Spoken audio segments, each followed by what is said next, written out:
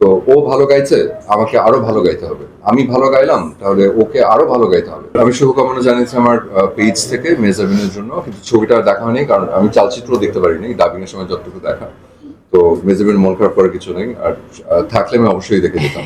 আপনার সাথে আপনার আরেক বন্ধু সহকর্মী আপনার নিশু ভাইয়ের যাত্রা শুরু, সে অলরেডি সিনেমাতে সফল, তার দ্বিতীয় সিনেমাও আসছে। হ্যাঁ, তো সব মিলিয়ে আপনার সাইড থেকে কেমন লাগে যখন দেখেন যে আপনারই বন্ধু এত ভালো একটা কম্পিটিশন দিচ্ছে? বলা যায় যে শাকিব খানকে সে অলরেডি একটা কম্পিটিশন দিয়ে দিছে, তো এই জিনিসটা আপনাকে কতটা আনন্দ দেয় বন্ধু হিসেবে? বন্ধু হিসেবে খুবই আনন্দ দেয়, এবং জিনিসটা হচ্ছে কম্পিটিশনটা হলে ভালো আমার কাছে মনে হয়, কারণ যেটা হয় কি প্রত্যেকেরই ভালো করার মানে চেষ্টা থাকে আর কি। তো মানে ওই যে যেটা বললাম একটু আগে, ওটার এই কথাটাই বলেছিলাম যে it's a very good competition, এটা ভেরি গুড সাইন, এটা আমাদের ইন্ডাস্ট্রির জন্য এবং আমাদের দেশের যত সিনেমা বলি, নাটক বলি, গান বলি, যাই বলি না কেন।